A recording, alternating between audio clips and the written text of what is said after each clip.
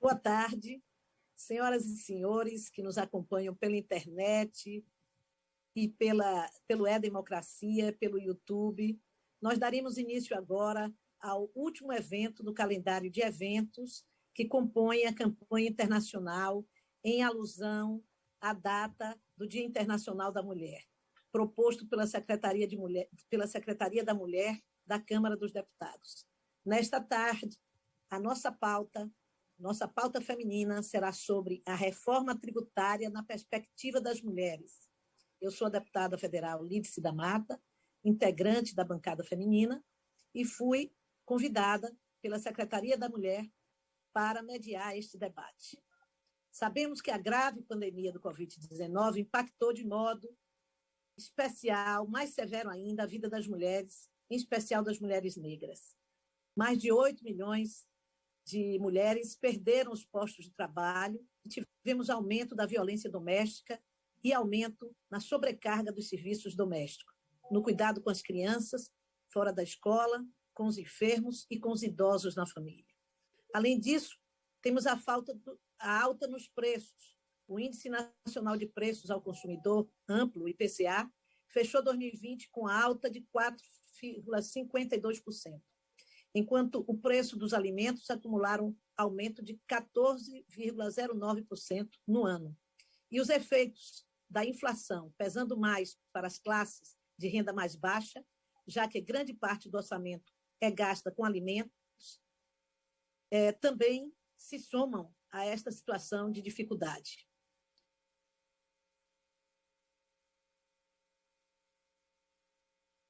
O IPEA identificou, em 2018, que 45% dos lares brasileiros já são chefiados por mulheres. E este é um percentual que vem aumentando todos os anos. Portanto, o impacto da direção dessas famílias na economia e na economia popular é enorme.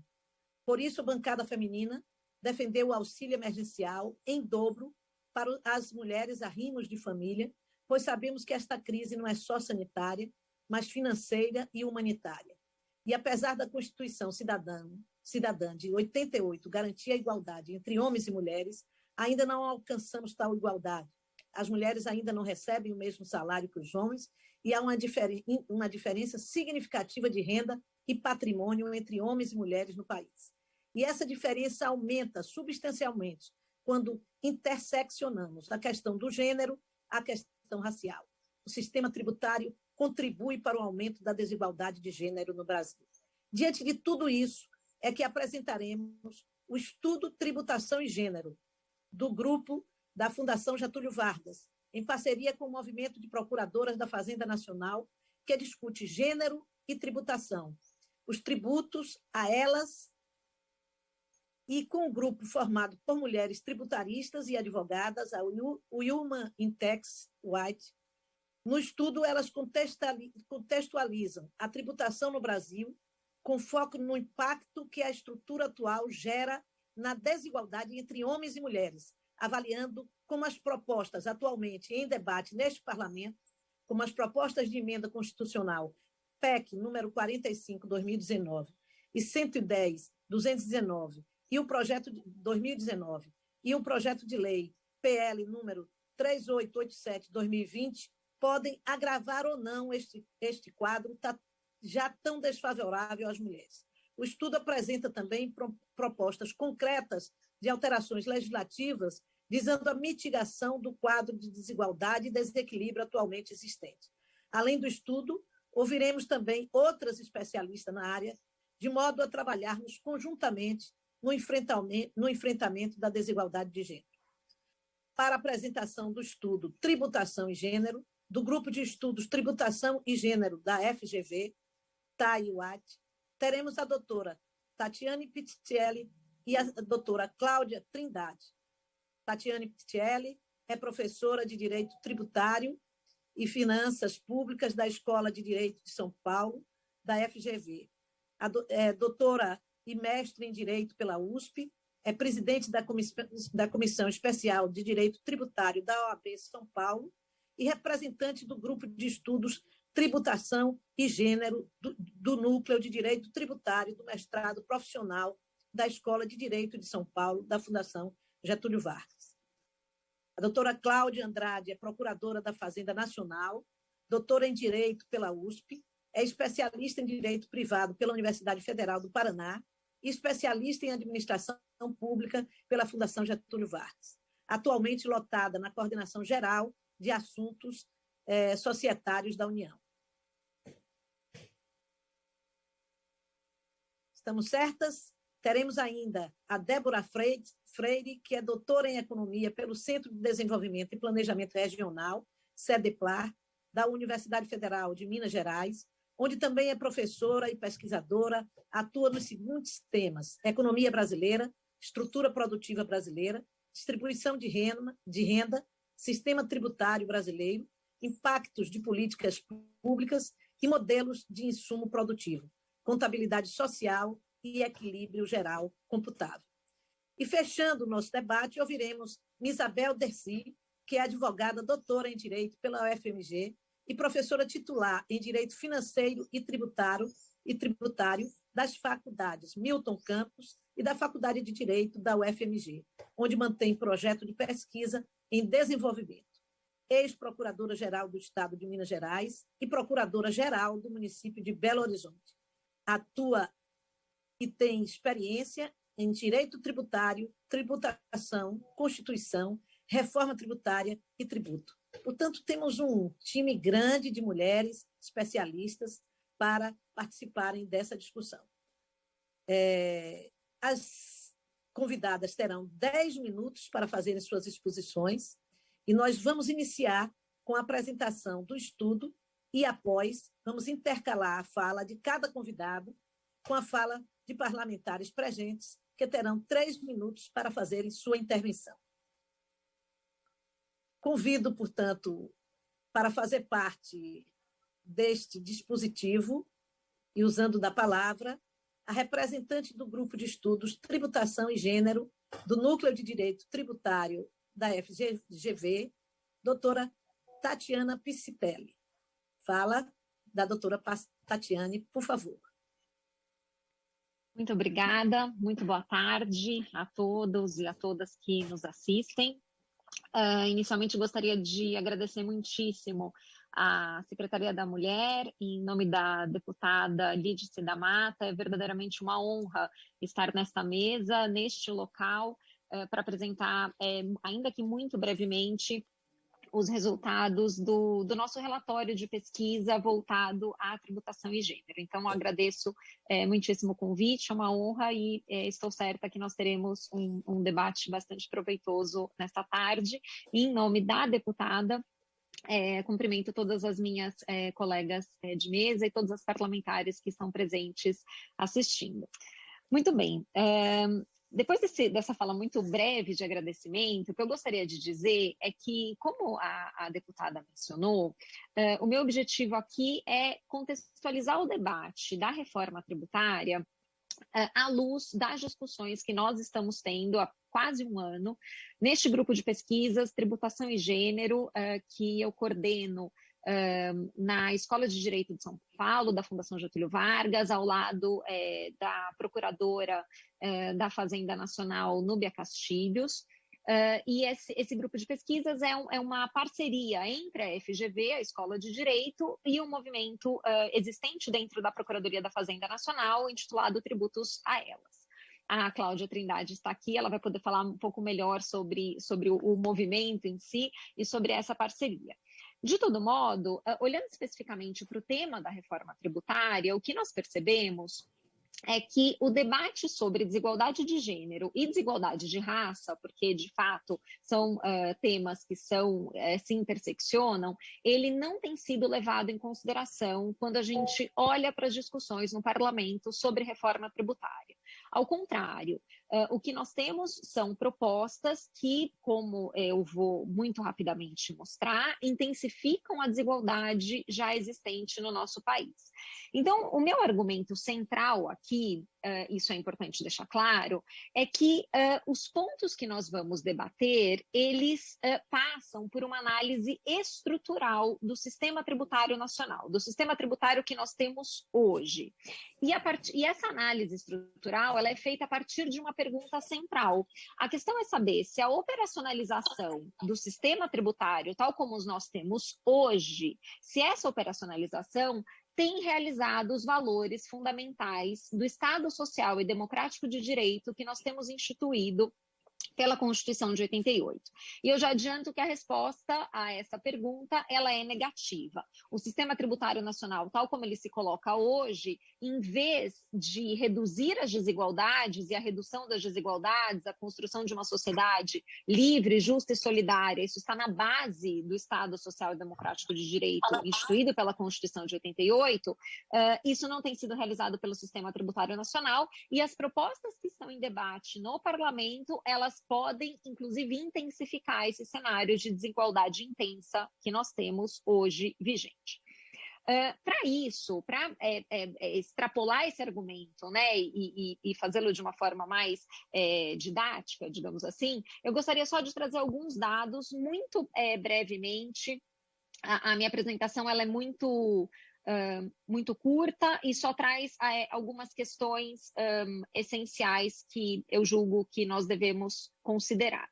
Então, em primeiro lugar, eu gostaria de trazer algumas questões muito rápidas relativas ao cenário social que nós temos no Brasil, ainda que eu tenho certeza que todas as ilustres deputadas que nos acompanham estão cientes desse ponto, mas esse é uma premissa, é um ponto de partida importante.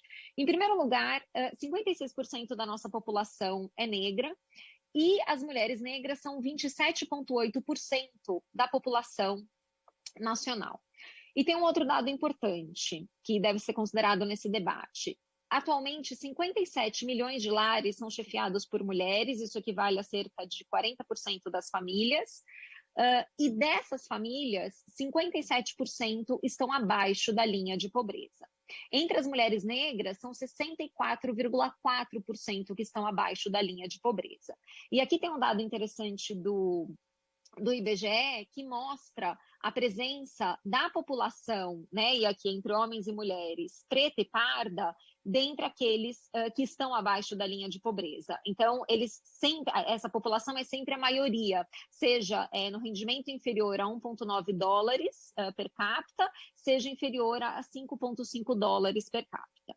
Então, esse é um dado que não pode ser desconsiderado, como a deputada Lídice da Mata bem salientou no início, as discussões elas se interseccionam. Ao lado dessa questão, é importante a gente olhar para a distribuição de remuneração entre homens e mulheres, sim, mas também entre homens brancos, mulheres negras e mulheres brancas. E aqui eu tenho um dado do IBGE, que ele foi publicado num estudo de 2019, mas ele ainda está atualizado, que mostra que a diferença remuneratória entre homens e mulheres no Brasil, ela não é pouco significativa. Atualmente, essa diferença está em torno de 22%, e aqui ela tem diminuído progressivamente, mas a gente está longe de alcançar a paridade salarial.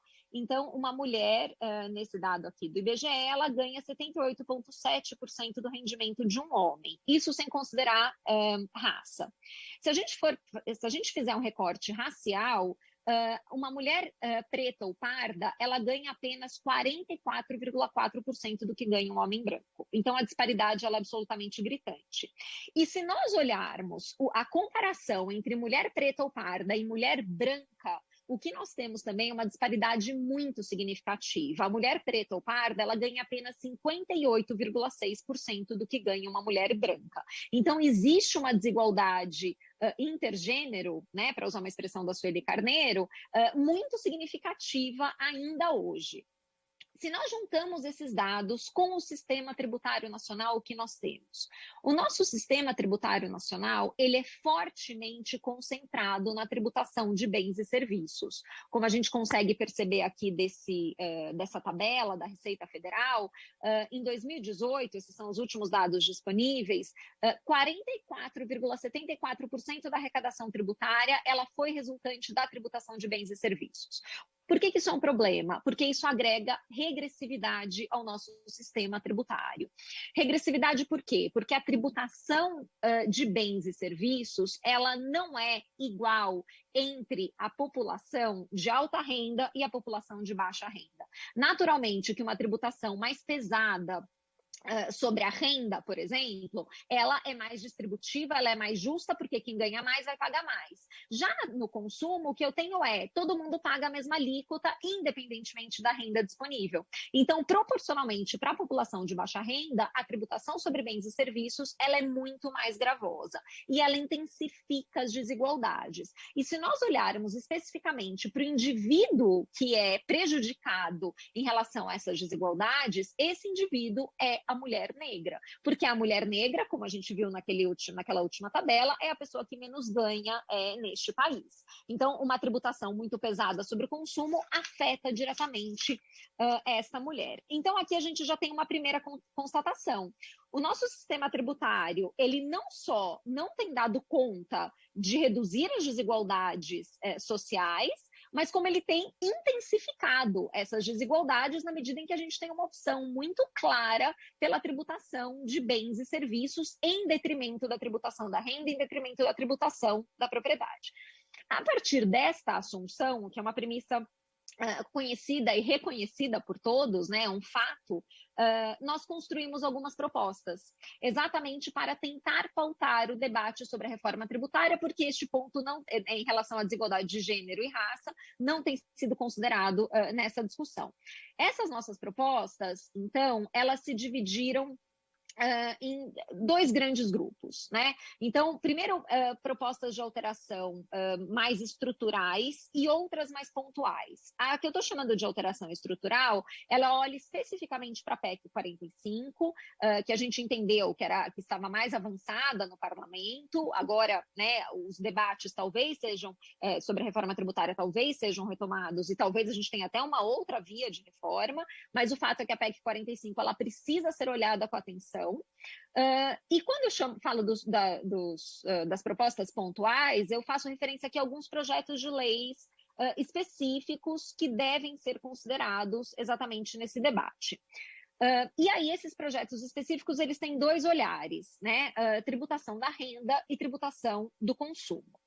Muito rapidamente, passando para essa análise mais estrutural, o nosso argumento central aqui em relação à PEC 45, e eu não vou entrar no detalhe, da proposta, do projeto que já foi enviado, é a manutenção dos benefícios da cesta básica. Isso é absolutamente essencial, porque a cesta básica é mais tributada, vai onerar mais as mulheres, especificamente vai onerar as mulheres mais pobres, que são as mulheres negras.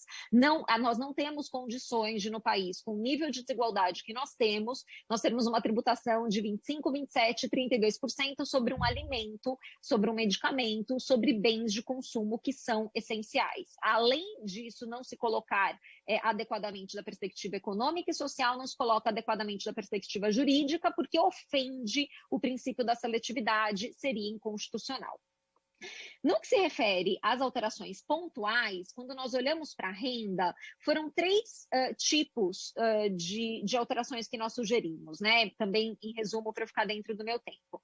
Em primeiro lugar, incentivos fiscais para pessoas jurídicas que favoreçam a contratação de mulheres, que favoreçam a contratação de mulheres negras, que coloquem mulheres em cargos de gestão. Segundo lugar, apoio específico ao afroempreendedorismo, linhas de crédito, subsídios específicos para que as mulheres negras possam empreender.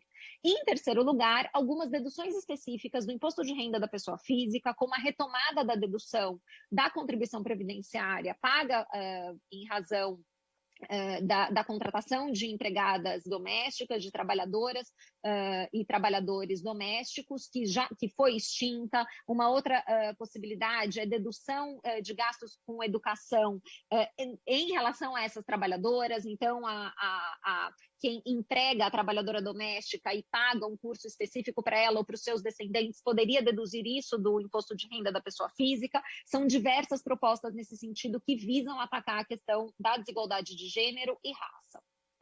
No que se refere ao consumo, nós pensamos em alguns benefícios fiscais direcionados para bens que são majoritariamente consumidos por mulheres. E aqui nós temos absorventes, essa é uma questão fundamental, porque os absorventes são muito tributados no Brasil e esse é um bem de consumo exclusivamente feminino. Fraldas, que também, a despeito de não ser um bem de consumo exclusivamente feminino, é a mulher que tem que exerce a função do cuidado das pessoas, e por isso é ela que acaba gastando com fraldas, também anticoncepcionais, que é um ponto importante para a emancipação da mulher, inclusive acesso ao mercado de trabalho, medicação hormonal, dentre outras. Então, a nossa ideia aqui foi apresentar um grupo de providências que atacam diretamente a desigualdade de gênero para que o direito tributário cumpra com o seu papel, para que o direito tributário cumpra com o seu papel de reduzir as desigualdades, de construir uma sociedade mais solidária, de construir uma sociedade mais justa. Nós estamos cientes, eu vou interromper o compartilhamento agora, mas nós estamos cientes que a grande parte das propostas, elas estão baseadas na concessão de incentivos fiscais.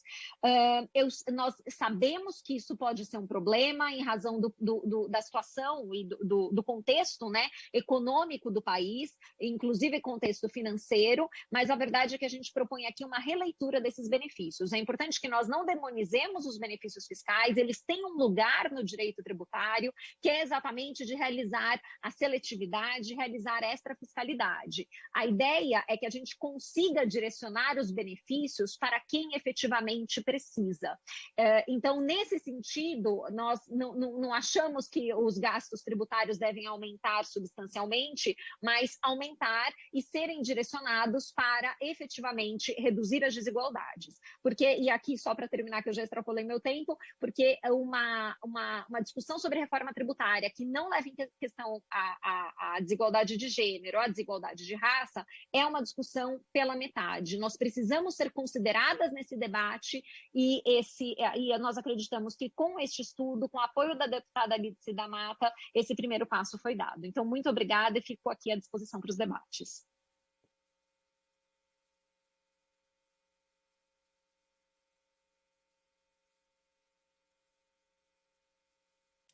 Deputada. Muito bem, vamos dando continuidade, um pouco de inexperiência aqui no abrir do microfone, e a ideia é de que nós tivéssemos agora a fala da doutora Cláudia Trindade, também por igual tempo, para dialogar com esta proposta da Tatiane Piscitelli.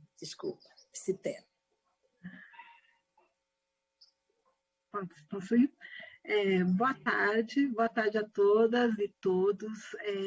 Também gostaria de cumprimentar essa mesa maravilhosa e cumprimentar todas as nobres deputadas, os parlamentares que nos assistem, na pessoa da deputada Lídice da Mata, e agradecer pelo convite e pela acolhida. Eu, nesse momento, estou me sentindo extremamente honrada de estar aqui representando esse grupo, que é o coletivo Tributos a Elas, que é um grupo que foi formado dentro da Procuradoria-Geral da Fazenda Nacional.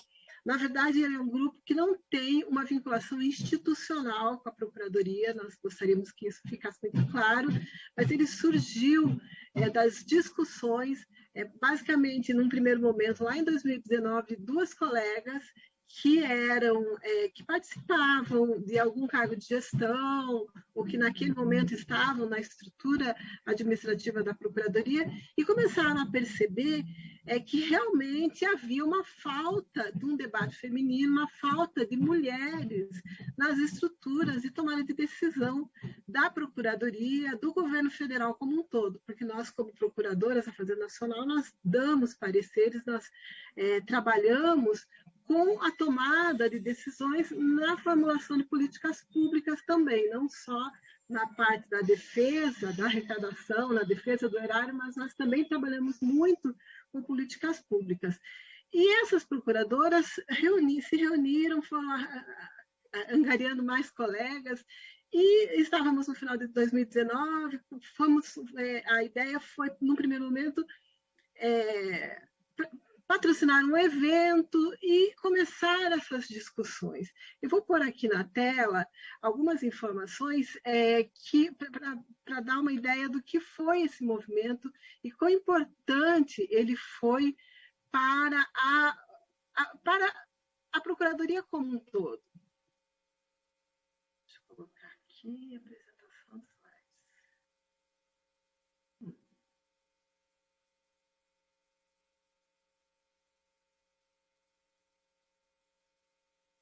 Então, esse aqui é o nosso logo, é o símbolo do Tributos a Elas, que começou lá em 2019, como eu disse, com a doutora Lana e com a doutora Herta.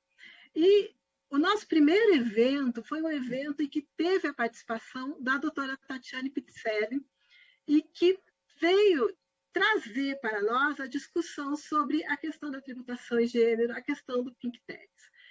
Naquele momento, você fala assim, meu Deus, como a gente vive num mundo impregnado da legalidade e sem realmente olhar muito para o lado dentro das nossas correrias do dia a dia. Foi abrindo uma série de discussões dentro do grupo e, a partir daí, em determinado momento, surgiu uma aproximação de juntarmos o nosso grupo de tributos a elas com o grupo de estudos tributação e gênero da FGV. Aí sobreveio a pandemia. A pandemia pegou todas nós naquela situação terrível de ser mãe, dona de casa, professora, procuradora, com 1000 reuniões, 1000 políticas públicas que foram emergenciais naquele momento.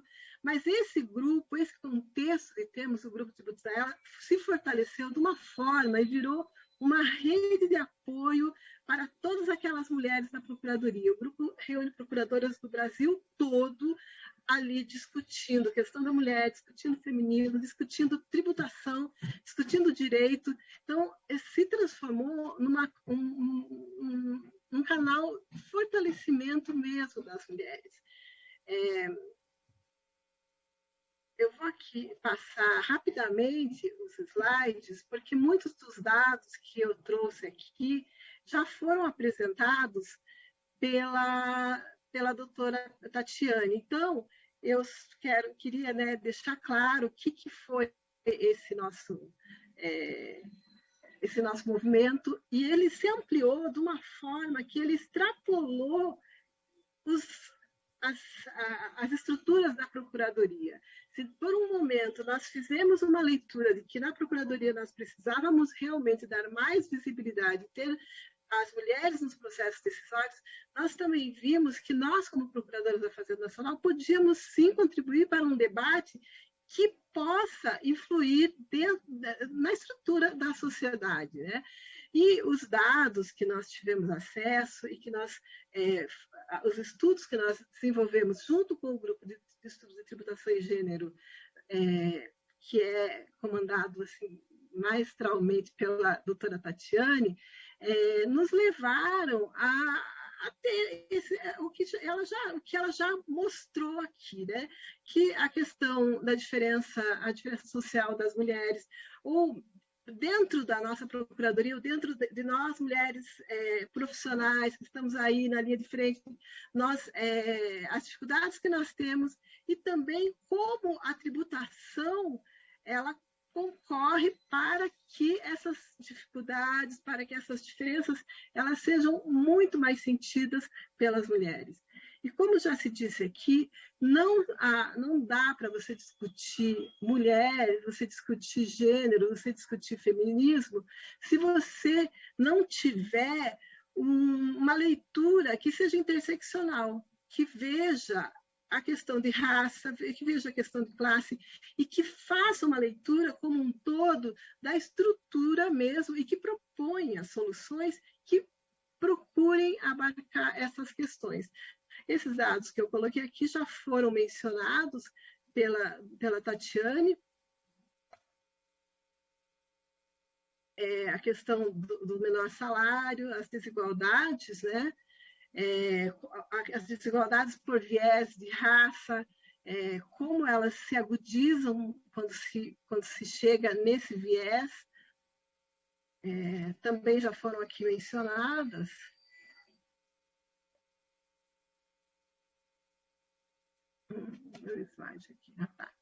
E aqui nós temos o dia que nós apresentamos os resultados desses estudos, que foram meses de elaboração teórica e de estudos, para a deputada Lídice da Mata, e nós encaminhamos a ela esses projetos ou propostas, não dá nem para dizer anteprojeto, mas porque é uma proposta de proposições legislativas que nós encaminhamos e a deputada Lídice encampou de forma tão carinhosa e dando suporte ao nosso trabalho. Então, aqui foi a nossa primeira reunião com a deputada.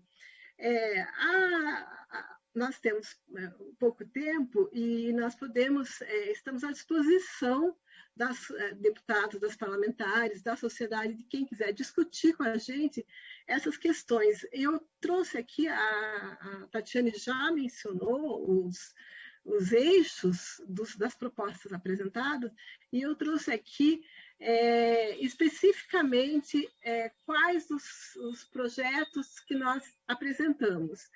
Não vou entrar em maiores detalhes também, nem em questões técnicas, mas é mais para que vocês, para que os que nos assistem, tenham uma ideia do que realmente está sendo discutido e do que nós já encaminhamos para consideração no parlamento.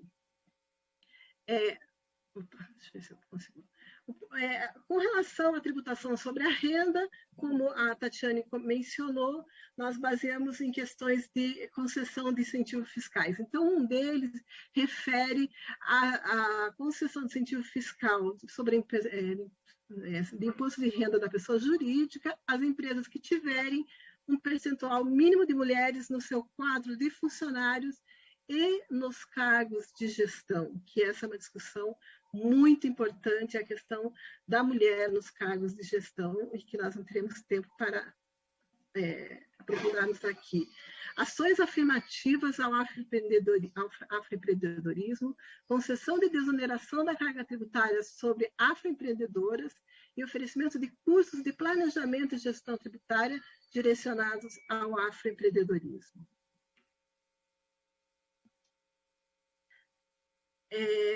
Também com relação, também que já foi falado aqui pela Tatiane, uma das propostas para autorizar a dedução do imposto de renda dos empregadores das despesas com educação dos respectivos empregados domésticos e dependentes. Uma das propostas, ela vem ao encontro da mulher que trabalha e que recebe pensão alimentícia, que propõe modificar o mecanismo de declaração e tributação da pensão alimentícia para fins de imposto de renda, porque uma das conclusões do nosso grupo de estudos é que, nesse ponto, também a mulher acaba tendo um tratamento diferenciado, um tratamento prejudicial com relação à sua tributação.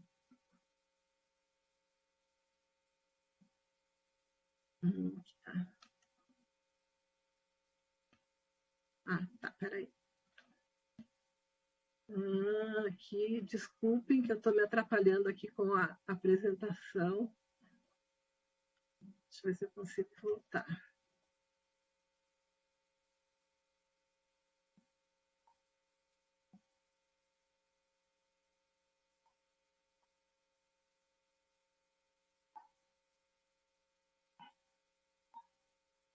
Eu não estou conseguindo voltar aqui. Eu vou parar aqui a apresentação.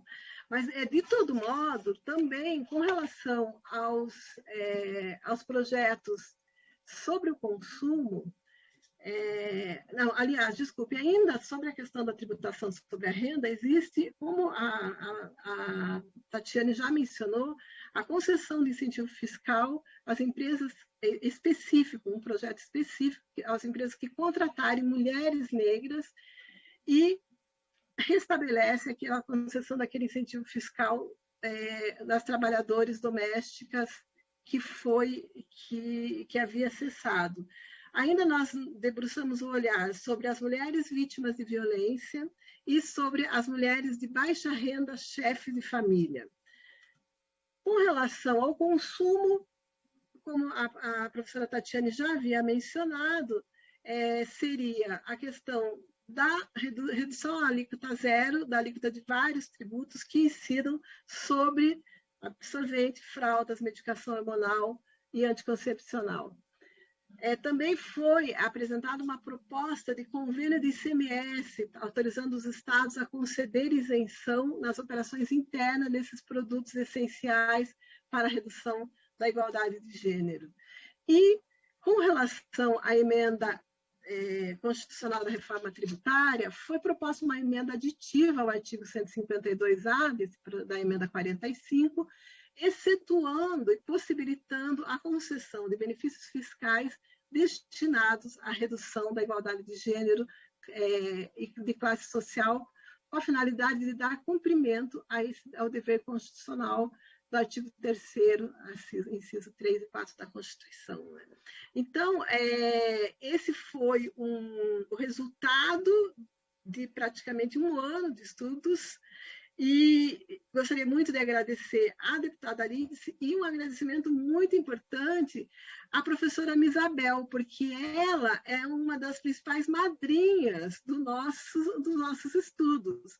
A professora Misabel, lá em 2020, num determinado momento, uma das nossas colegas, membros do grupo, a doutora Núbia Castilhos, estava dando uma palestra no momento na BDF, se não me engano, na verdade, com a professora Misabel. E a professora Misabel falou assim, então, eu quero ver vocês proporem, vamos trabalhar, vamos propor alguma coisa, sejam efetivas. Ela nos chamou as falas e aqui está o nosso agradecimento e a nossa contribuição. Evidentemente, estamos abertos à discussão e aprimoramento, e essa é a nossa mensagem. Tá? Muito obrigada, agradeço a todos.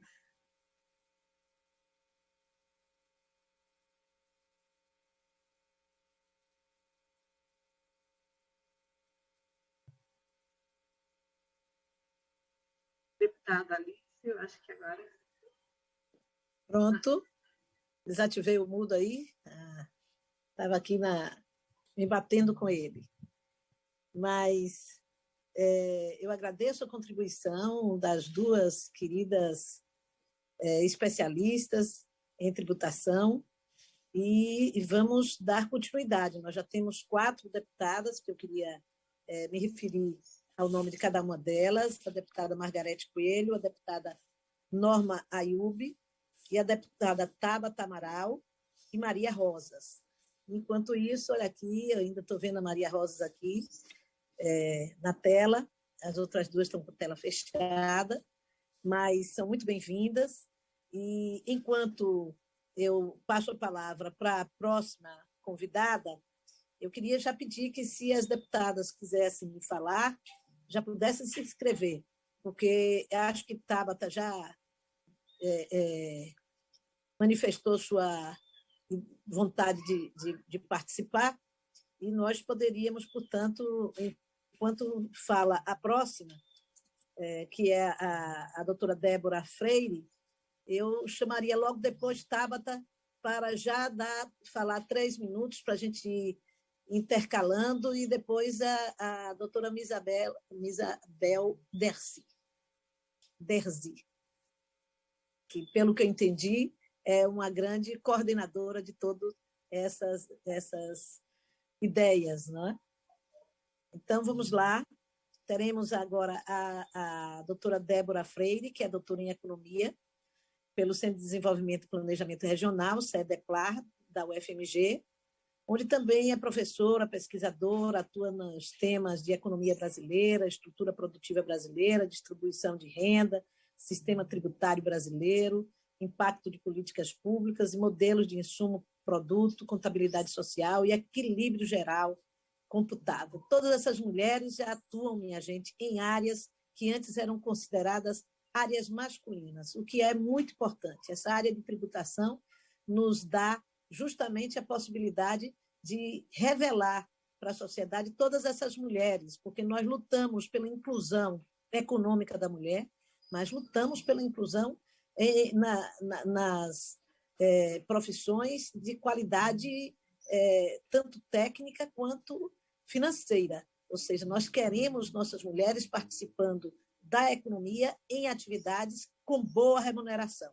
E é muito importante, portanto, que essas mulheres aqui também se disponham a dar esta contribuição ao conjunto das mulheres brasileiras que não vivem este grande momento. A doutora Débora Freire, com a palavra. Ok, primeiro quero agradecer, um super prazer estar hoje nessa mesa, dividindo essa mesa com tantas mulheres fantásticas. Fico muito feliz, de fato, que um tema como tributação seja, de fato, debatido entre mulheres, e eu fiquei super feliz com o convite. E eu fiquei ainda mais feliz com o convite porque a mesa ela vai tocar numa temática que talvez eu tenha uma opinião um pouco distinta das demais colegas de mesa. Eu compartilho das mesmas questões a respeito da desigualdade de gênero no nosso país, só que talvez a forma como eu acredito que as desigualdades as desigualdades de gênero tenham que ser combatidas, talvez divirja um pouco das minhas colegas, e eu acho que só mulher mesmo para fazer uma mesa em que, de fato, a gente possa dialogar de forma tão clara e de forma tão ampla sobre um assunto que é tão importante. Então, eu já adianto que talvez eu vá apresentar alguns pontos aqui da PEC 45, de acordo com o trabalho que a gente fez aqui, que talvez eu traga algumas opiniões divergentes das minhas colegas, mas estou aberta ao debate, e quando me convidaram, eu avisei, eu falei, olha, nos meus estudos eu ainda não inseri o componente, a esfera gênero, pretendo fazer isso no futuro, mas então eu vim aqui hoje também para aprender, para dialogar, então agradeço muito o convite. Vou compartilhar minha tela aqui.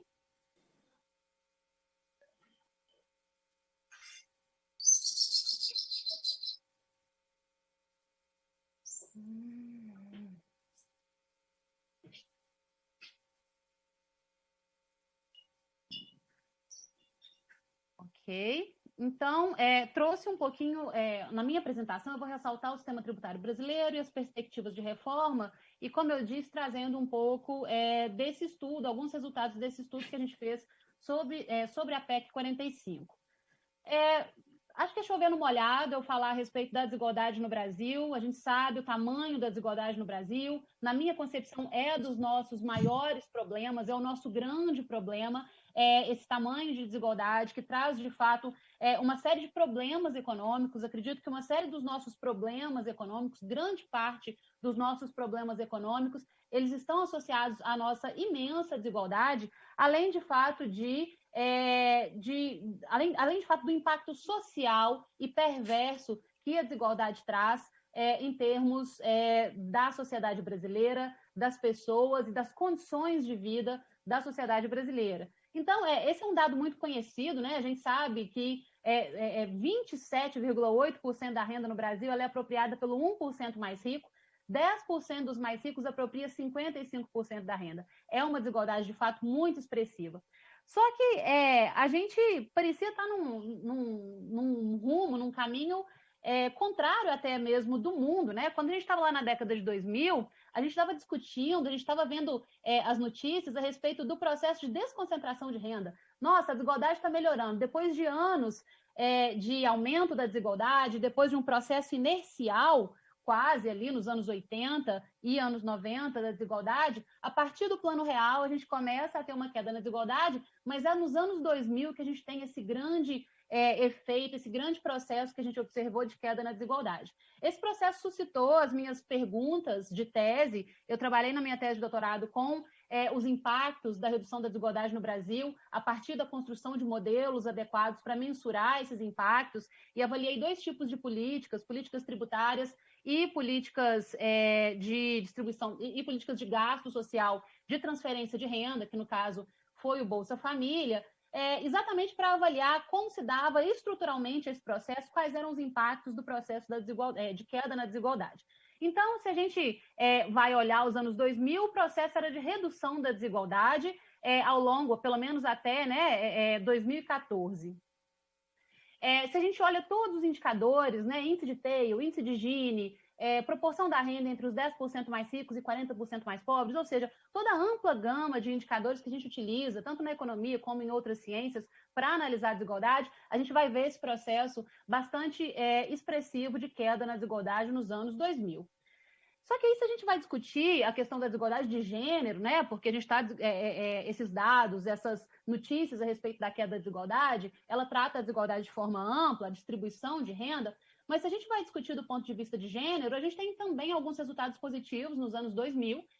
A gente tem que as mulheres tiveram mais acesso ao mercado de trabalho nos anos 2000, então o desemprego entre mulheres, o desemprego para as mulheres, ele caiu mais do que o desemprego masculino. Então, a gente tem esse aumento da participação da mulher no mercado de trabalho, muito embora as desigualdades salariais, as desigualdades de rendimento ainda tenham continuado e tenham perpetuado. Então, é um processo controverso ao longo dos anos 2000, porque a gente teve, sim, um ganho de participação da força de trabalho feminina, mas as mulheres continuaram sendo mal remuneradas e continuaram, de fato, tendo o gap entre mulheres e homens, em termos de remuneração, ele não diminuiu, né, de forma bastante significativa. Se a gente avalia os programas sociais, a gente tem basicamente BPC e Bolsa Família, né, como grandes programas de transferência de renda que, de fato, tiveram impactos muito expressivos sobre a desigualdade. Vários estudos, várias evidências empíricas mostram esses impactos. A gente sabe que o Bolsa Família ele tem esse papel de atuar sobre a autonomia feminina, visto que ele prioriza as mulheres como responsáveis pelo recebimento do benefício. Então, vários estudos mostram também essa questão da autonomia feminina e do quanto isso, de fato, foi importante. Exatamente para atuar sobre a desigualdade de gênero. No entanto, o Bolsa Família, que é uma política de transferência de renda, ele é muito pequeno, a gente sabe disso. O Bolsa Família representa 0,4% do PIB. Então, é um programa de grande capacidade de efeitos, mas é um programa pequeno em termos da sua participação no gasto social. E, portanto, né, da sua capacidade de mitigar desigualdade de gênero. Só que aí quando a gente vai avaliar as notícias a partir ali da nossa crise, né, 2017, aí chega lá em 2019, que eu destaco aqui, o que a gente observa é uma reversão do processo de queda na desigualdade. A gente começa a observar um aumento bastante expressivo da nossa desigualdade de renda. E uma coisa que eu deixei de ressaltar aqui é que, exatamente, se a gente tem esse processo de queda na desigualdade, e a Tatiane mostrou muito bem, a desigualdade ela tem cor e tem raça, ela tem cor e tem gênero, a desigualdade ela é muito maior entre as mulheres, quando a gente compara mulheres e homens, e ela é muito maior entre negros e brancos. Então, quando a gente vai considerar a mulher negra, de fato, a mulher negra ela é a cara da desigualdade no Brasil. Então, nesse processo de queda da desigualdade ao longo dos anos 2000, muito embora a gente tenha falhado muito em diminuir os gaps de rendimentos entre homens e mulheres, a gente pode dizer que a desigualdade de gênero também diminuiu, tanto pela maior participação da mulher no mercado de trabalho, quanto pela redução da desigualdade em si, visto que as mais afetadas, né, a desigualdade atinge mais as mulheres negras. E aí a gente tem esse processo de reversão a partir da nossa crise, né, a partir de 2015, a gente entra em recessão, o processo se reverte, e aí a gente tem evolução do índice de Gini, né, aumento do índice de Gini, que é o índice que mede a desigualdade, a partir de 2014. Então, quando a gente observa aquele processo de queda, ele se reverte e a gente volta a concentrar a renda no Brasil, medida pelo índice de Gini, a partir dos dados da PNAD, né, da Pesquisa Nacional por Amostras de Domicílios. E aí esse processo, obviamente, ele está marcado também por um processo de aumento da desigualdade, na desigualdade de gênero. Exatamente por quê? Porque as mulheres são as primeiras a sofrerem com os efeitos da recessão, com os efeitos da crise. Exatamente porque as mulheres são mais informais, então tem uma maior participação das mulheres na informalidade, as mulheres têm trabalho mais precário, né, em questão dos empregos de qualidade, da precariedade do trabalho, as mulheres são mais afetadas, e nos períodos de crise, elas vão ser, sim, as mais afetadas pelas crises, pelas recessões. Então, o que a gente observa nesse processo de reversão de queda na desigualdade e de crise econômica é que o desemprego vai crescer, e ele vai crescer principalmente, né, entre os jovens, entre as mulheres e entre os trabalhadores sem ensino superior. E aí, então, a gente consegue observar que, se a desigualdade está aumentando a partir de 2014, 2015, a gente observa que se a desigualdade ela tem sexo, ela tem gênero e ela tem cor, ela está aumentando principalmente para as mulheres pretas, e aí, de fato, a gente tem esse aumento da desigualdade, uma piora da desigualdade de gênero no Brasil. Exatamente, as mulheres foram as mais afetadas pela crise. A gente consegue observar isso, então, de lá para cá, com o aumento da desigualdade entre homens e mulheres, isso documentado, estudos mostraram, os dados mostraram esse aumento da desigualdade, e ainda chega a Covid-19, a gente já sabe que vários estudos mostram que as mulheres negras, novamente, são as mais impactadas, e que a pandemia tem esse efeito perverso, de fato, essa grande crise sanitária que a gente está passando, tem esse efeito perverso de ter um efeito muito mais perverso para as mulheres e de aumento da desigualdade, consequentemente. E aí, o que eu destaco é exatamente essa questão de que a desigualdade de gênero ela é muito sensível aos ciclos econômicos. A desigualdade de renda ela é muito sensível aos ciclos econômicos, e uma vez que a desigualdade ela tem cor e tem gênero, a desigualdade de gênero ela é muito sensível aos ciclos econômicos. Então, a gente tem essa predominância dos ciclos no mercado de trabalho. Então, nos períodos de crise, as mulheres, de fato, vão ser as mais impactadas, e aí a gente tem que pensar exatamente, né, sobre o papel do Estado nessa questão. Ou seja, a pergunta que surge e o Estado? Institucionalmente, como que o Estado tem atuado para reduzir as desigualdades e para, de fato, lidar com a desigualdade de gênero? E aí o que a gente observa, primeiro, do ponto de vista do gasto social, eu já destaquei o Bolsa Família. Bolsa Família é uma política que prioriza o recebimento por mulheres, é uma política muito importante, mas é uma política pequena dentro do orçamento. Do ponto de vista do sistema tributário, o que a gente tem, de fato, é que o sistema tributário ele é regressivo, como a Tatiane já colocou muito bem, não vou me repetir. 50% da nossa carga tributária é sobre bens e serviços.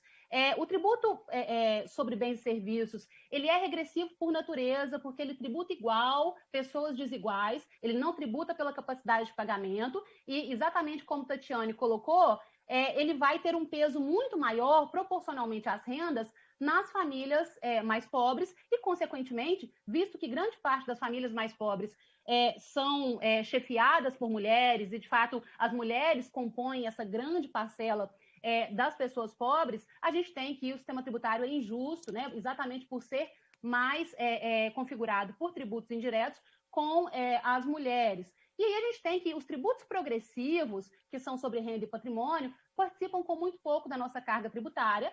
E aí, os tributos sobre renda e patrimônio são progressivos, em tese, mas por conta de especificidades no sistema tributário brasileiro, a gente tem que ele chega a ser regressivo no topo quando a gente considera o imposto de renda de pessoa física, por exemplo.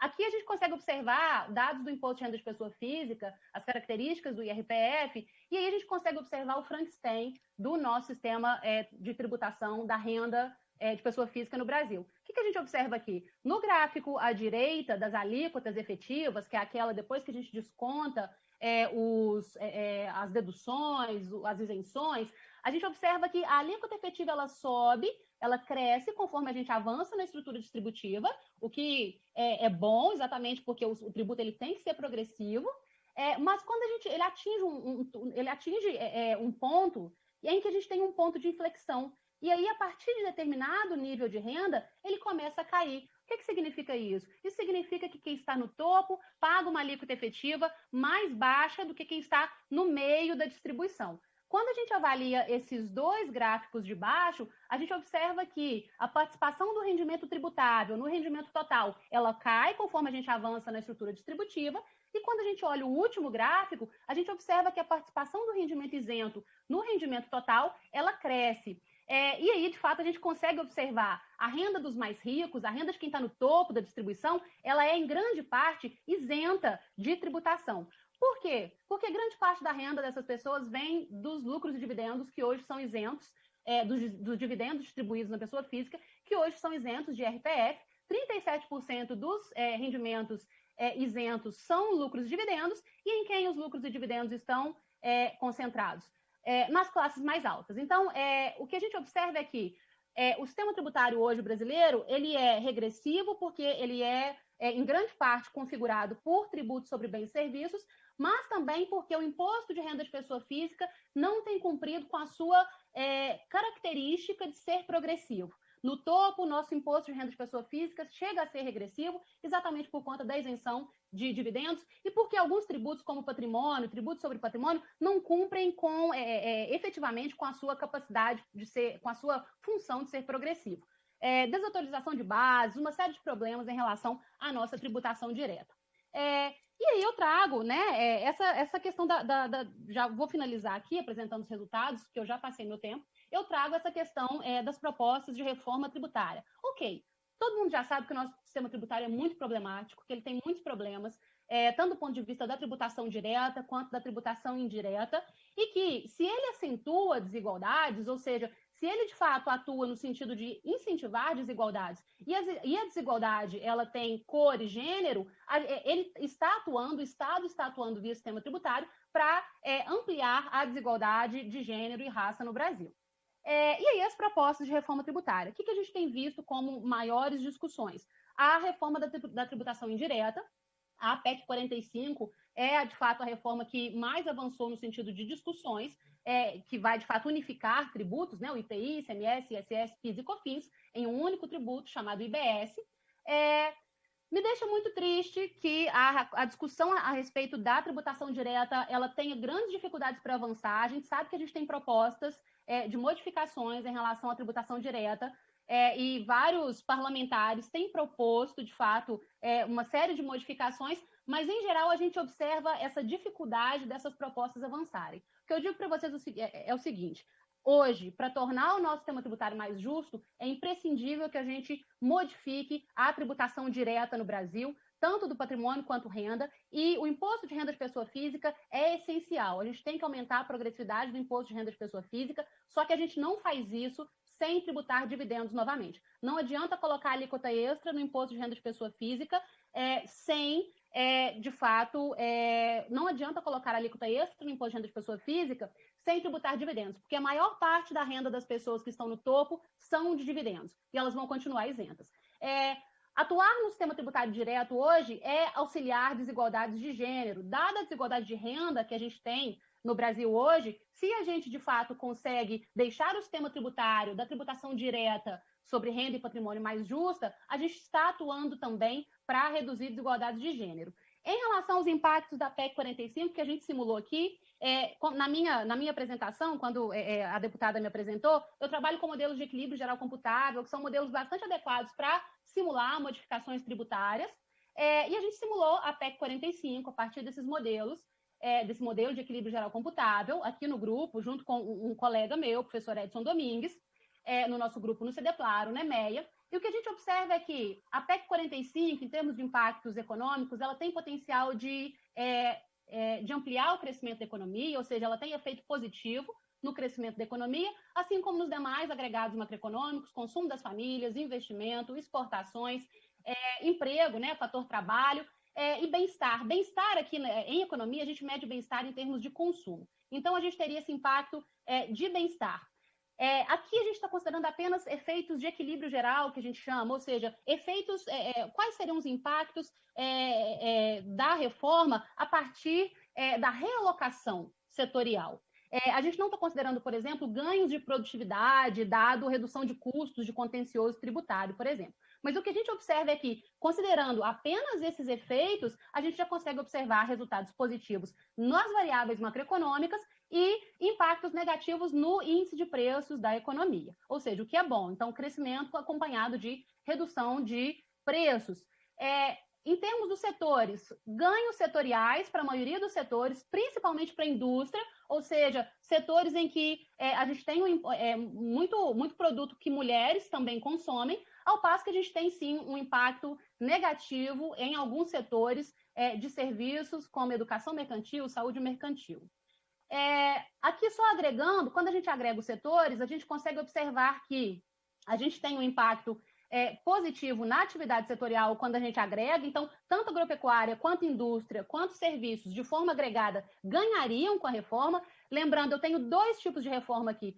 A reforma padrão e a reforma com seletivos, que é deixando impostos seletivos da forma como eles são cobrados hoje em cigarros, bebidas e combustíveis.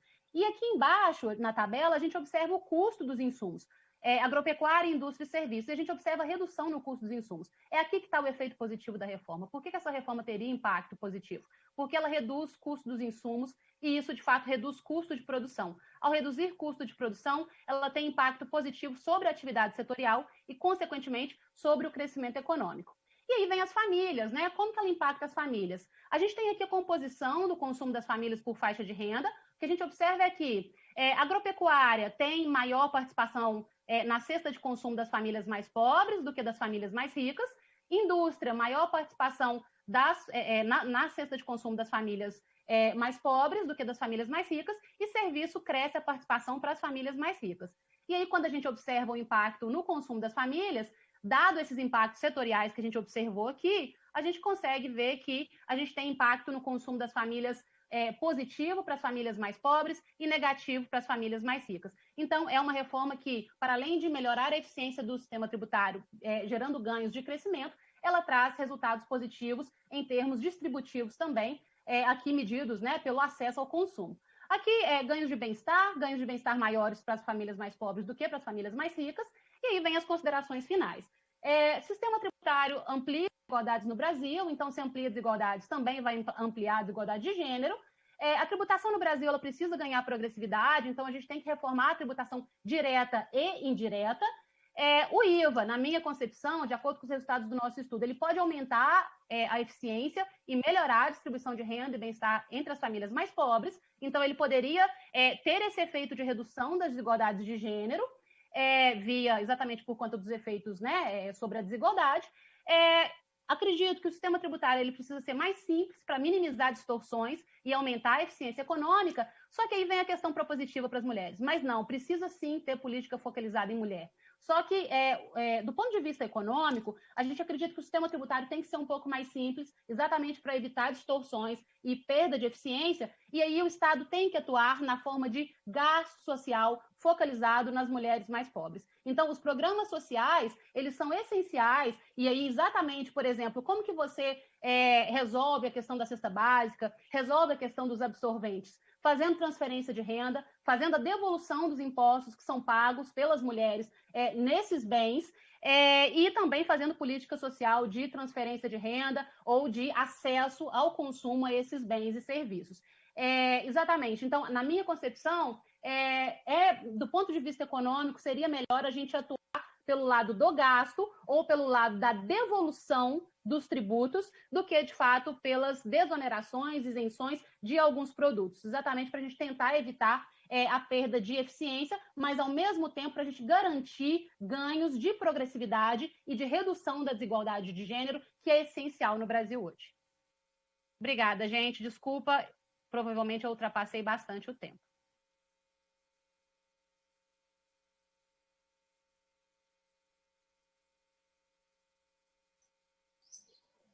Pronto.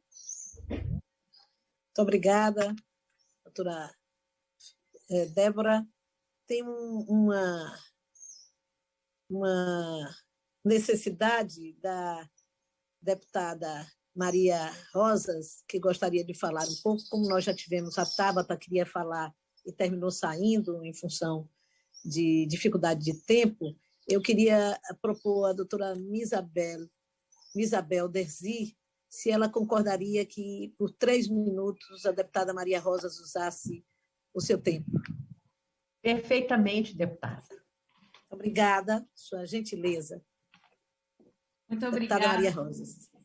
Muito obrigada, deputada Lídice, muito obrigada também pela gentileza da convidada. É importantíssimo esse momento de debate, e eu gostaria só de deixar registrado aqui a importância desse tema, principalmente agora, em relação à tributação e gênero.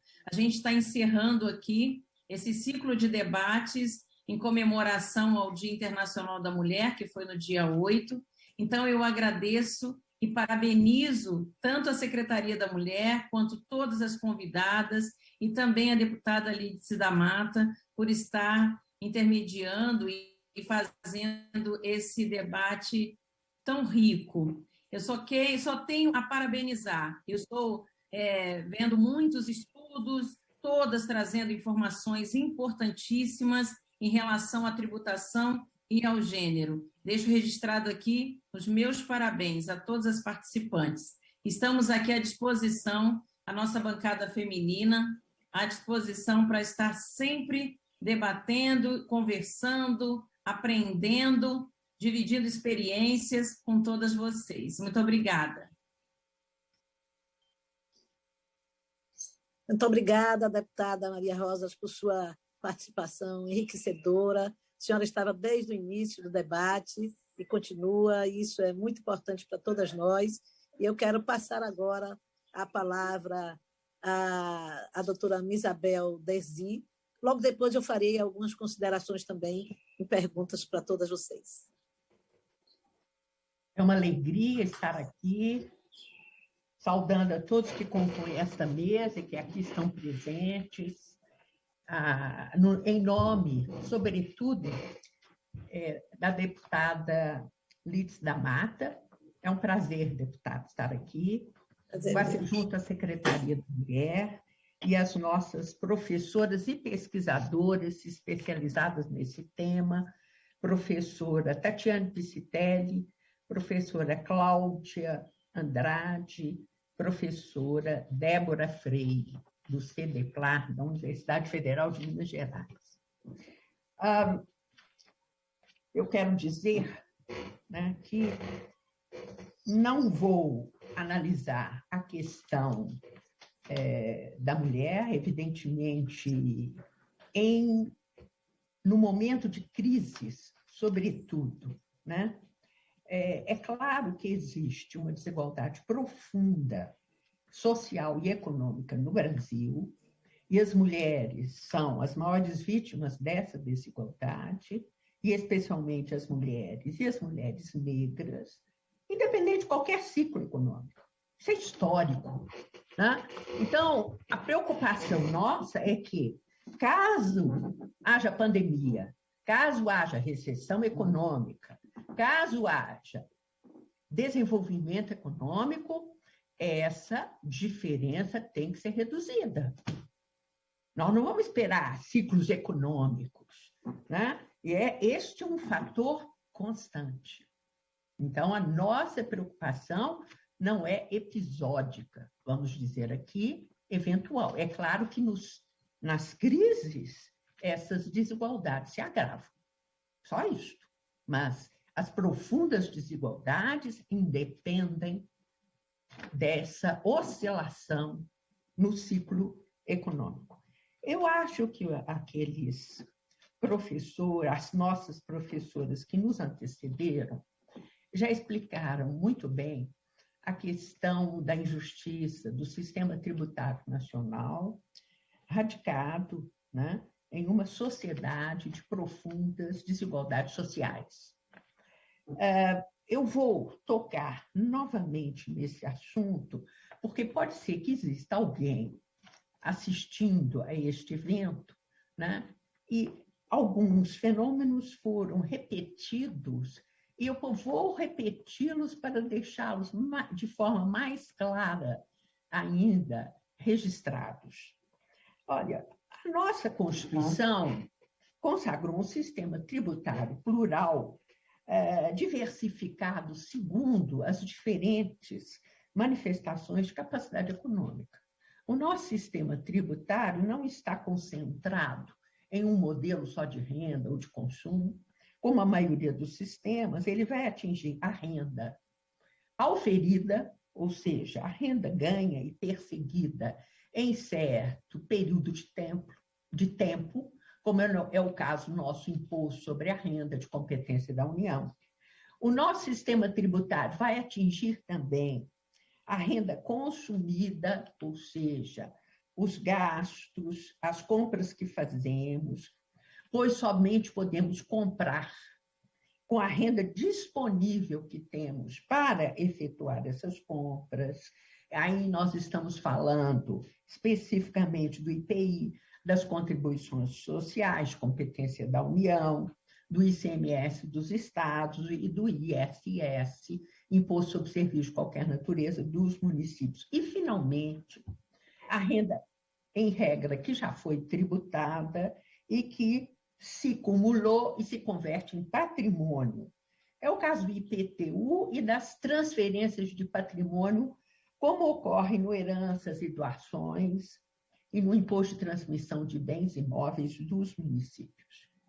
É um ponto aceito, incontroverso, de que os tributos que oneram nossas compras, quer dizer, a renda consumida, são tributos que vão atingir o consumidor final. Ou seja, por isso mesmo a OCDE os chama de tributos sobre o consumo. Nós não temos essa terminologia, juridicamente falando, no Brasil, mas economicamente, o tempo todo estamos falando em tributos sobre o consumo, porque são embutidos dentro dos preços dos produtos e dos serviços que adquirimos e transferidos ao adquirente, ao consumidor final. Bom, um outro ponto aceito universalmente, quase universalmente, é que o nosso sistema tributário, sobretudo, é intenso. Ele vem de impostos ou tributos incidentes sobre o consumo que são regressivos, ou seja, quanto mais pobre seja uma família ou o comprador, maior o impacto do tributo sobre sua renda. Então, há estudos sérios do IPEA, e nós estamos querendo explicar por que as nossas professoras disseram isso, nós estamos dizendo novamente, porque é um fato. E há grandes institutos de pesquisa que confirmam novamente essa questão. O IPEA, por exemplo, já fez vários estudos sobre esse assunto e chegou à seguinte conclusão. As famílias de até 2 salários mínimos ou menos, quando fazem as suas compras essenciais, nós estamos nos referindo a alimentos, medicamentos, energia, combustível, telefonia, comunicação mínimos, devolvem, ao fazer as suas compras para o Estado, embutidos nos preços, mais de 40%, 40 e tantos por cento daquilo que gastaram nas suas compras. À medida em que a renda sobe acima de 20 salários mínimos, essa devolução vai sendo reduzida até o ponto que chega a 25% de devolução. Por que isso? Por que se diz que isso é regressivo? Por que isso é injusto? Ora, deputada, uma família que ganha um salário mínimo, R$1.000, imagine uma família com os parceiros, os cônjuges e 2 filhos, uma família de 4 pessoas, com R$1.000, não tem margem de escolha, nem de poupança, gasta tudo com alimentos, com medicamentos, com transporte e energia.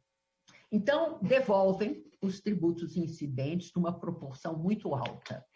À medida em que a renda vai subindo, uma família que ganha R$20.000, o que ela reserva para adquirir o essencial é uma parcela muito menor da sua renda. Daí que ela devolve menos ao Estado. Isso é o que nós chamamos de regressividade. E nós não podemos separar rigidamente os impostos sobre o consumo dos impostos sobre a renda. E saber, no Bolsa Família, nós já examinamos, para se ter uma ideia, a família miserável, abaixo da linha da pobreza, que ganhar R$ 250 de Bolsa Família, corre para fazer as suas compras, porque ela é famélica, esta família. E deixa lá para o Estado quase a metade desses R$ 250 que ela investiu. É exatamente o que está incidindo sobre aquilo que é essencialíssimo para essa família. É isso que nós chamamos de injusto na nossa sociedade. E à frente dessas famílias, as nossas professoras, pesquisadoras que me antecederam, já disseram, são famílias, em geral, capitaneadas, providas por mulheres e, abaixo da linha da pobreza, na maior parte, mulheres negras. Então, a injustiça é muito grande. Eu sugeriria uma prioridade para as mulheres nessa devolução, como acontece já no Bolsa Família. Em que sentido? O Canadá, né, devolve para as famílias pobres ou muito pobres, aí o que consideramos pobres? As famílias que estão abaixo da linha da pobreza. Desculpe, as famílias que são isentas do imposto de renda. O ideal seria esse, até R$ 2.900, renda tributável.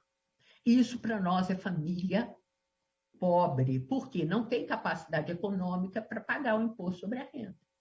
Mas a lei que vai dizer, pode ser família de um salário mínimo, eu sei lá. Estas famílias têm que receber de volta, não tem nada a ver com o PEC 45, receber de volta o que pagaram. Podem apresentar suas notas fiscais, como faz o Canadá. Não é favor, eu quero dizer que juridicamente não é favor nem benefício. Por quê? São famílias que não têm capacidade econômica para pagar tributo. E, no entanto, pagam. E pagam pesadamente. Essa injustiça tem que ser corrigida. Bastam dispositivos na lei do imposto sobre a renda. Se para isso for necessário, e provavelmente vai ser, uma maior progressividade no imposto sobre a renda, que se faça isso. E é aí que está a devolução. E, mais uma vez, doutora Tatiana, mulheres à frente. Essa devolução tem que priorizar, como no Bolsa Família, as mulheres. Porque, estatisticamente, o que elas ganham para os filhos, elas aplicam na própria família. É o mesmo problema da Índia. Então, nós temos que priorizar a devolução desses recursos, casando os impostos sobre o consumo com o imposto sobre a renda. E devolvendo por meio do imposto de renda nas declarações, mesmo isenta, e, sobretudo, isenta, a família requer. E, sobretudo, a mulher vai requerer. E vai ser priorizada na devolução daquilo que ela não pode pagar, não vai pagar, porque não tem capacidade econômica, segundo a Constituição. Essa é uma primeira sugestão, na mesma linha de tudo aquilo que foi dito por essas ilustres professoras, que sabem muito, viu, deputada Lídice? Porque pesquisaram muito e fizeram os seus trabalhos nessa linha, né? Eu quero dizer que sou contrária à PEC 45, viu, doutora Débora? Radicalmente. Acho que é uma PEC ofensiva ao federalismo brasileiro, à política legislativa dos estados e dos municípios. E mais, é um sistema radical contrário a qualquer benefício fiscal. Por que eu digo isso? Porque é um erro pensar que benefícios fiscais prejudicaram o Brasil, que andou os últimos anos com juros elevadíssimos, juros bancários. E esse é um problema brasileiro de muitos anos. E continuamos com esses juros altos. Como é que nós financiamos as empresas para o desenvolvimento sem que elas se endividassem nos bancos? Com benefícios fiscais. Foi aí que entrou a política legislativa tributária forte. Eu não quero dizer aos senhores que atrás da PEC 45 tem financiamento de banco. E os juros vão subir. E nós vamos mandar as empresas se endividar em bancos? Impossível. Então, eu acolhi inteiramente as sugestões da doutora Tatiana e da doutora Débora. O problema da PEC 45 é que ela é radical. Não, nós temos que deixar um espaço para as necessidades. Isso é muito importante, deputada Lides. E, finalmente, eu vou concluir com uma outra sugestão de valorização do trabalho doméstico, do trabalho da mulher do lar. Este tipo de valorização atinge mais a classe média, porque a mulher pobre, aquela injustiçada, pobre e negra, né, provavelmente está na faixa de isenção. Né? Então, nós estamos falando agora de uma política de classe média importante, que seria, né, valorizar o trabalho doméstico, ou quem o faça, porque ele representa a educação das futuras gerações. Esse trabalho doméstico não tem valor econômico no PIB, mas ele é altamente considerado na Alemanha e em Portugal. Basta dizer que lá se autoriza, com total liberdade, né, que as mulheres optem, as mulheres que não oferem renda remunerada extra-lar, podem optar, né, por fazer uma declaração junto com o cônjuge e com o chamado splitting. Portugal é a mesma coisa. Né? Então, imagine o que impacto haveria no sistema tributário brasileiro. Tributação começa a incidir, a faixa isenta até R$ 2.900. Imagine uma família de R$ 3.000. O cônjuge, varão, é o único provedor. A esposa é uma mulher do lar que não ofere renda, pelo menos não formalmente. Somam-se os dois rendimentos, nós temos R$ 3.000 mais zero, R$ 3.000. Divide-se por 2, 1.500 para cada um. No nossa tabela do imposto de renda, os dois estarão isentos. Para isso, é preciso aumentar a progressividade do nosso imposto de renda. Né? E o topo da cadeia vai se beneficiar. Mas nós precisamos pensar em como introduzir, como muito bem lembrou a doutora Débora, como poderemos introduzir de uma forma correta a tributação de lucros e dividendos. Vamos ter o cuidado para que o Brasil não perca na competição internacional. Né? Nos Estados Unidos, por exemplo, há uma larga faixa de isenção, porque nós temos as corporações com as subsidiárias, holdings subsidiárias. Então, não pode incidir o tempo, porque nós vamos destruir a renda, é como se fosse um confisco da renda, até chegarmos lá no beneficiário final. Então, esses muitos projetos que existem por aí, apenas extinguindo a isenção do imposto sobre a renda, sobre lucros e dividendos, precisam ser reestudados profundamente, senão nós vamos perder na competição internacional.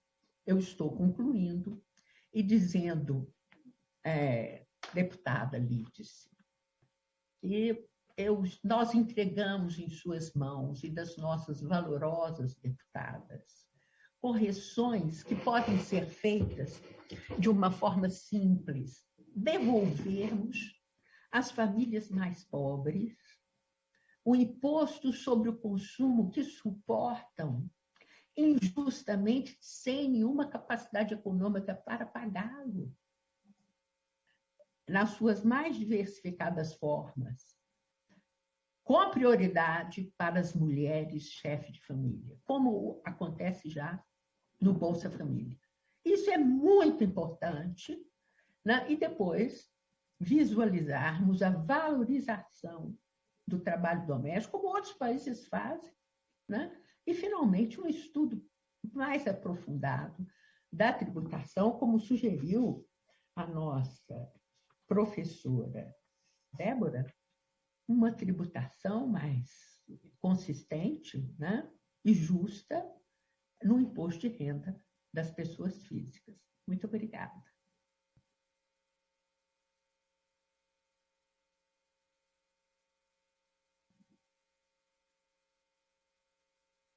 Muito bem. Creio... Estão me ouvindo?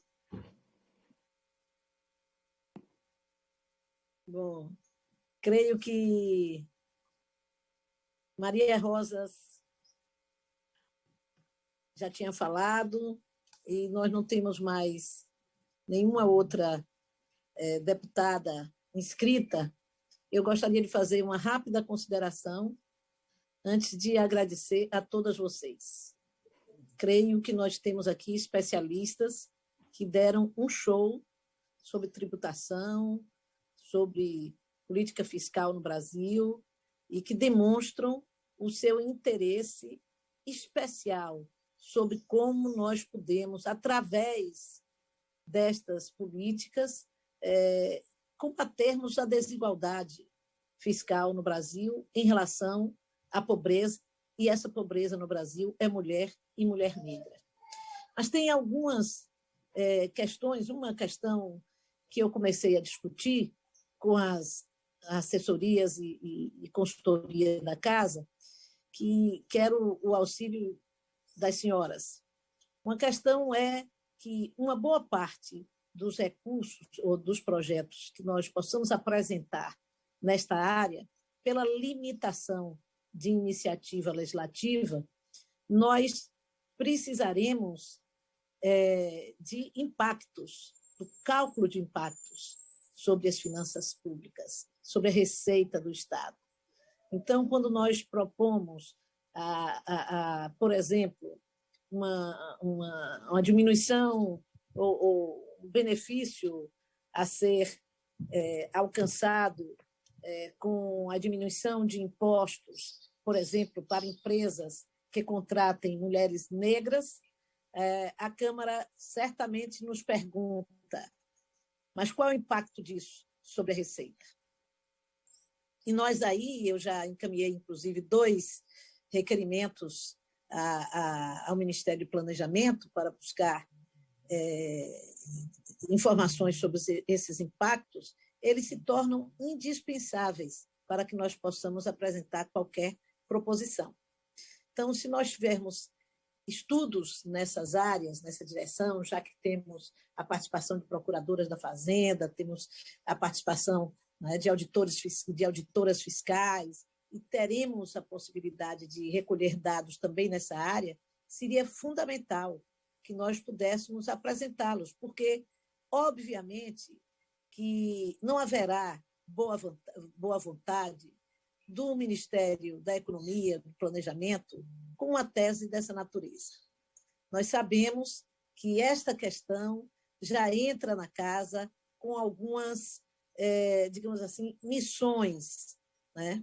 A discussão toda em torno da reforma tributária no Brasil, nesse momento, ela se dá muito mais voltada para o interesse das empresas em desburocratizarem o pagamento de impostos, em unificarem os impostos, onde nós não temos nenhuma...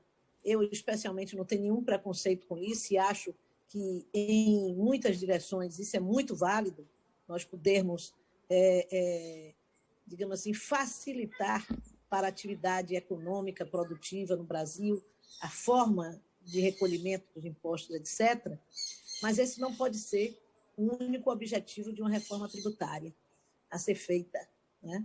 E nós temos insistido, enquanto oposição, que é preciso, nessa reforma tributária, se discutir o veso, né, o olhar da busca de uma igualdade, de um combate a uma tributação injusta no Brasil. E, por isso, é que acho importante a existência desse debate entre nós.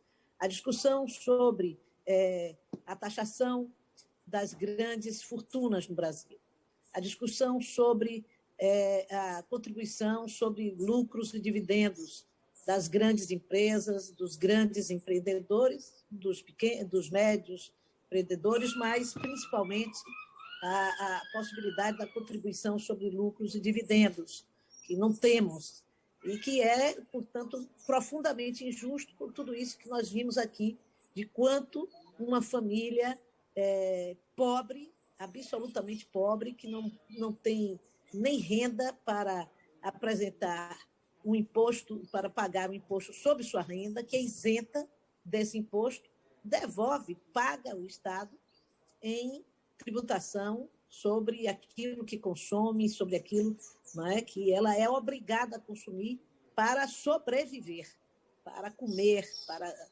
beber água, para se vestir minimamente, para tomar um transporte, para consumir energia, etc. Ou seja, o básico para a sobrevivência. Então, é preciso ir mais na reforma tributária, eu julgo.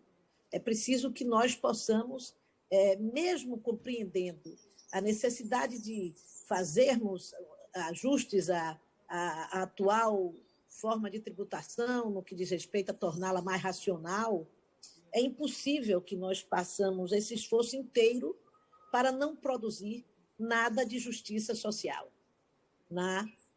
de justiça fiscal.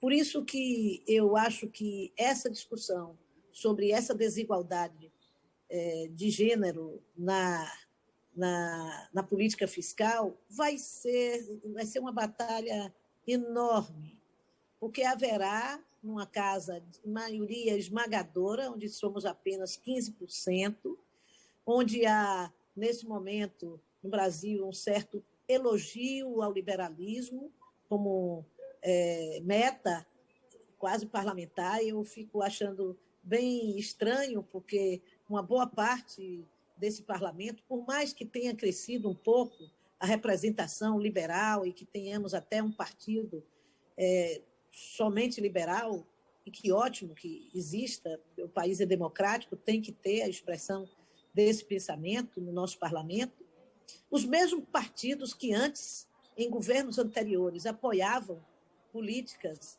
não tão liberais, eles hoje apoiam as políticas liberais e juram de carteirinha que sempre foram ultraliberalizantes, não é?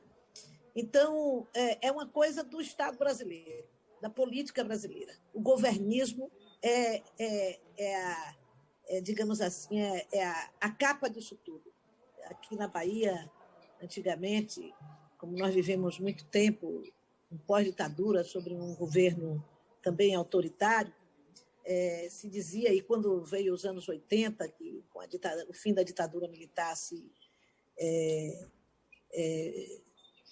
apresentaram governos democráticos, haviam deputados que brincavam e diziam: o problema, quando eles aderiram a esses governos, e que algumas pessoas cobravam, mas você não era do governo anterior e agora passou para cá, ele dizia: quem mudou não fui eu, quem mudou foi o governo, eu não tenho nada a ver com mudança de governo, eu sou governo, se os governos mudam o seu pensamento é problema deles, eu não, eu continuo no só sentido. Esse deputado dizia: sou governista. No Brasil, isso na Câmara não, os deputados têm mais receio de usar essa expressão. Então, muitos se dizem ultraliberais quando está na moda ser ultraliberal. E quando muda o governo para governos que são, digamos assim, mais simpáticos ao Estado e às ações do Estado na economia, viram também da mesma casaca, né? Mas, nesse momento, nós estamos vivendo essa onda liberal. E vai ser mais difícil ainda esse tipo de discussão. Por isso que eu quero apelar para esse grupo que se apresentou desde o início, mesmo a doutora Débora, que apresentou certas discordâncias do pensamento, mas que se mantém na linha também da busca, né, de uma compensação social, de uma busca de justiça social, que nós pudéssemos realizar esse tipo de debate. Por exemplo, quando fui discutir sobre a desoneração dos absorventes na consultoria e na discussão, me levantaram logo, olha, a diminuição de preço é mínima, essa desoneração não vai ter impacto algum. Então, veja como são os argumentos técnicos e virão com muita força contra tudo que nós apresentarmos. Então, quanto mais dados, quanto mais estudos de impacto de cada uma das nossas proposições nós tivermos, melhor será para que nós possamos ganhar adesões e conseguir apresentar de forma mais vigorosa as nossas propostas e ganhar a simpatia, e às vezes não a simpatia, mas a necessidade, a realidade fica tão forte que não tem como escondê-la, não é?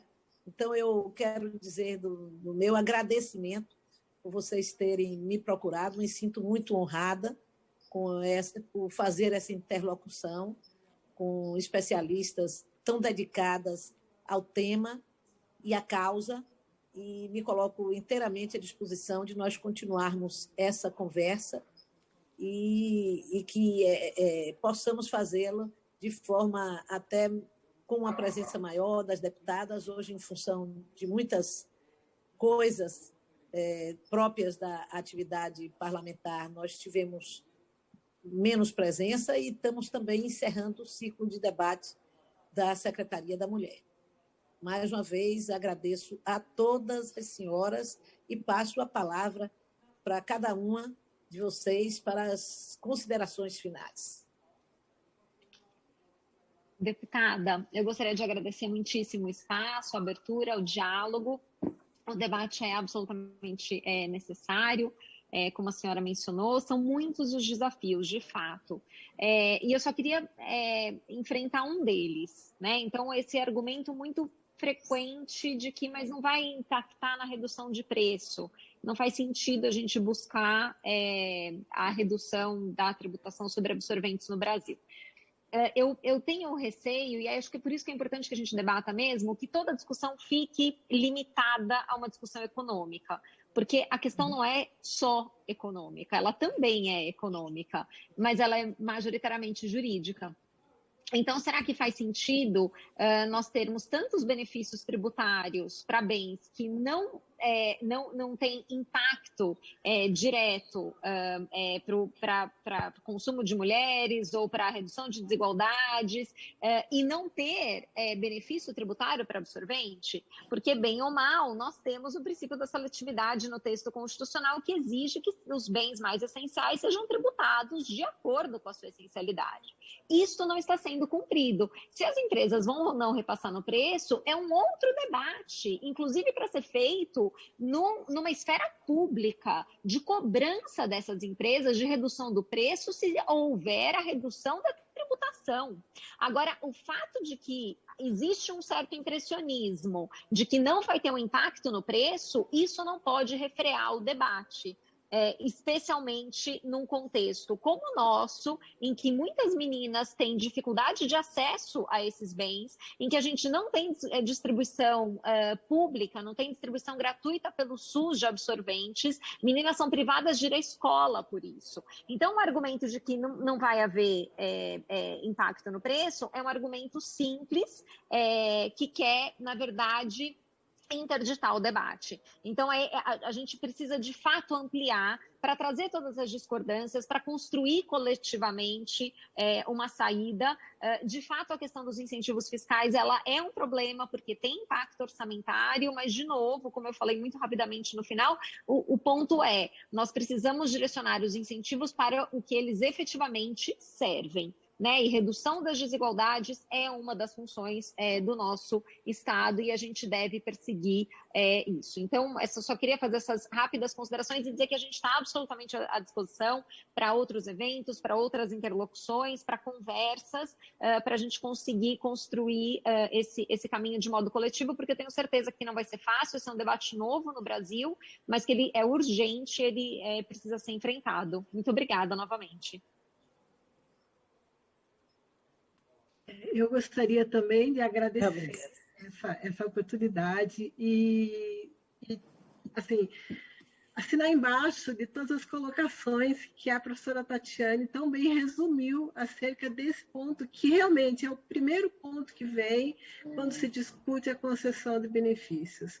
Qual o benefício que realmente realiza o que a Constituição de 88 determina? Eu acho que o nosso ponto, como juristas, como formuladores de políticas públicas, tem que ser nesse sentido e temos que realmente brigar por isso.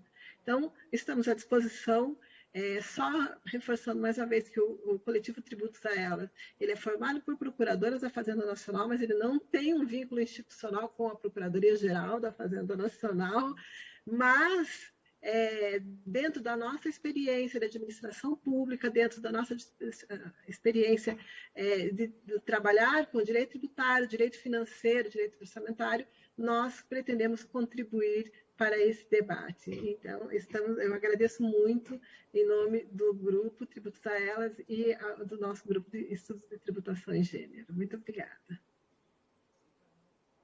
Doutora Débora. Obrigada. Quero agradecer muito também, e foi super legal participar dessa mesa tão rica, e de fato eu acho que a gente ampliar esse debate e de fato exatamente isso, ou seja, a gente conseguir as juristas, né, as juristas e os economistas chegarem aí numa discussão e de fato num debate que seja bastante produtivo, eu acho que é muito importante, exatamente porque as áreas não são excludentes, então a gente tem que conseguir conversar a respeito tanto do ponto de vista constitucional, jurídico, e do ponto de vista econômico também. Então, eu me coloco super à disposição para os debates, eu sou super fã do estudo da Tatiane, eu vi o estudo, fiquei super feliz, acho que a gente tem que avançar assim nessa discussão, e só reiterar mesmo, né, as questões em termos de proposições, assim, que eu coloquei aqui. Eu acho que a gente tem sim que caminhar para um sistema tributário mais justo, não pode, de fato, a gente ter um sistema tributário que acentua desigualdades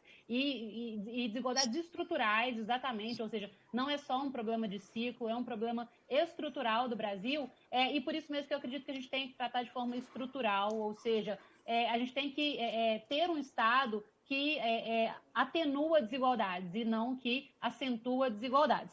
E aí, de fato, em termos, né, das proposições, eu vejo muita necessidade, de fato, de a gente pensar como ampliar o acesso a bens de consumo feminino, como absorventes, da gente fazer política pública específica para isso. Isso é extremamente necessário. E exatamente, né, a professora Misabel colocou também a respeito da necessidade de devolução. Eu concordo plenamente com as devoluções e, de fato, a gente tem que fazer com que o nosso sistema tributário seja mais justo. E aí, por isso que eu concordo muito. Então, só que eu acho que a gente tem que sempre conseguir olhar a senhora colocou muito bem, a receita, né, a arrecadação, a questão orçamentária, com os gastos e todo o aparato de gastos que o Estado hoje tem, que são importantíssimos, gastos com saúde, gastos com educação. Então, é por isso que eu acho que a gente tem que sempre caminhar numa discussão para a gente pensar concomitantemente tanto tributação quanto gasto no Brasil, para que a gente consiga chegar num subsídio para a política pública que seja, de fato, tanto mantenedor ali de receita e do estado de bem-estar social no Brasil, mas também que nos ajude a resolver alguns problemas a respeito de ineficiência, de ampliar a arrecadação e assim por diante. E de resolver questões dos incentivos também. Eu concordo plenamente com a Tatiane, que os incentivos que a gente tem hoje, os benefícios, alguns benefícios não são eficientes e, de fato, atendem a população mais rica e, quando a gente vai considerar gênero, atendem muito mais aos homens do que às mulheres. Então, isso tem que ser corrigido, sim. Obrigada, gente. Eu quero agradecer a todos os presentes que aqui estão, e especialmente a essas valorosas juristas e pesquisadores de ponta, né, que se dedicaram a esse tema, todas elas que só acrescentam, e que eu já admirava de longa data. Mas aqui eu aprendi a admirar a nossa deputada Lídice da Mata, que ela fez um resumo da coisa em poucas palavras. Olha, a senhora está de parabéns, deputada, entendeu tudo, depois desse debate todo, Obrigada. Entendeu tudo e centrou exatamente nisso. Olha, tudo bem, é necessário simplificar, né? O empresariado quer simplificação, mas como poderemos suportar entre nós que famílias pobres, que sequer têm capacidade econômica, reconhecido por lei, elas não são nem pagadoras de imposto de renda, tenham que pagar impostos relativamente às compras de subsistência, sem nenhuma capacidade econômica. Urge ao Estado devolver isto a essas famílias tão pobres, comandadas, sobretudo, por mulheres, e mais ainda, né, doutora Tatiana, por mulheres negras. Então, adotou a nossa querida deputada, eu acho que ela a senhora não é professora de direito, alguma coisa assim? Não. Não, vem a justiça na ponta. Eu fui formada em economia, mas nessa hora foi na dose certa, viu? É uma economista não inconstitucional. É uma economista constitucional dentro do Estado Democrático de Direito. E o segundo alerta, né, que ela nos deu aqui, a deputada Lídice da Mata, eu vou fazer um apelo às nossas juristas e economistas, pesquisadores, para que levantem os impactos econômicos das propostas, inclusive da minha. Como vocês podem levantar o impacto para que as propostas tão justas que aqui se apresentam tenham força? Tenham força. Algo sobre incentivos, viu? A doutora Tatiana está bem ciente disso, que ninguém pesquisou.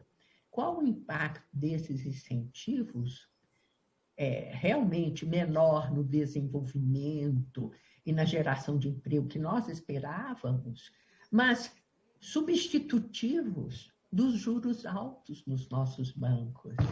Nós convivemos com juros impossíveis. Por causa disso, caiu uma presidente da República. Porque o que aconteceu, deputada, é que qualquer projeto no Brasil, convivendo nós com juros altíssimos, iam aos bancos oficiais e nós, brasileiros, por meio da União, pagávamos os subsídios. Ou seja, a empresa, por exemplo, construtora da Minha Casa Minha Vida, pagava juros baixos, porque tinha que cobrar o valor pequeno, né, do beneficiário. Mas a diferença entre os juros de mercado e esses juros baixos eram os chamados subsídios bancados por nós.